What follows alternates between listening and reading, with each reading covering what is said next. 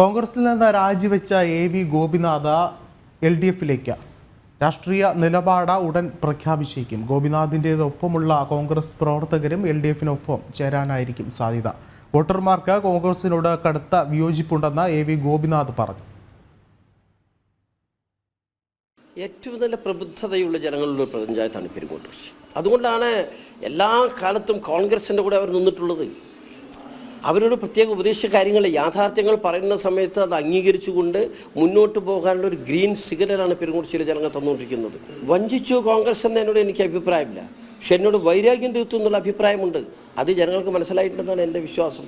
ഏറ്റവും പ്രബുദ്ധതയുള്ള ജനങ്ങൾ എല്ലാ കാലഘട്ടത്തിലും അത് സ്വീകരിച്ചതുകൊണ്ട് അതിനനുസരിച്ച് ചെയ്യണമല്ലോ. ചെയ്യും. നമ്മൾ ആര് മുടക്കിയാലും വേണ്ടാന്ന് പറഞ്ഞാലും വേണം പറഞ്ഞാലും അവരവരുടേതായ സ്വന്തമായ നിലപാട് ഇക്കുറി സ്വീകരിക്കും.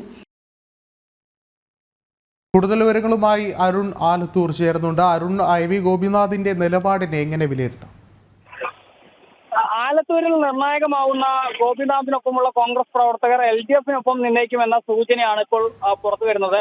പെരിങ്ങോട്ടുകുറിശ്ശിയിലെ വോട്ടുകൾ കഴിഞ്ഞ തവണത്തെ ലോക്സഭാ തെരഞ്ഞെടുപ്പിൽ നിർണായകമായിരുന്നു. ഏതായാലും എ.വി. ഗോപിനാഥിന്റെ നേതൃത്വത്തിൽ രാഷ്ട്രീയ നിലപാട് ഉടൻ പ്രഖ്യാപിച്ചേക്കും എന്നുള്ളതാണ് ഇപ്പോൾ മനസ്സിലാക്കാൻ സാധിക്കുന്നത്. 16 വാർഡുകളിൽ ജനങ്ങളുടെ അഭിപ്രായങ്ങൾ കേട്ടുകൊണ്ടിരിക്കുന്നു എന്നാണ് എ.വി. ഗോപിനാഥ് പറയുന്നത്. കോൺഗ്രസിനോട് കടുത്ത വിയോജിപ്പ് വോട്ടർമാർക്കുണ്ട് എന്ന് ഗോപിനാഥ് പറയുന്നു.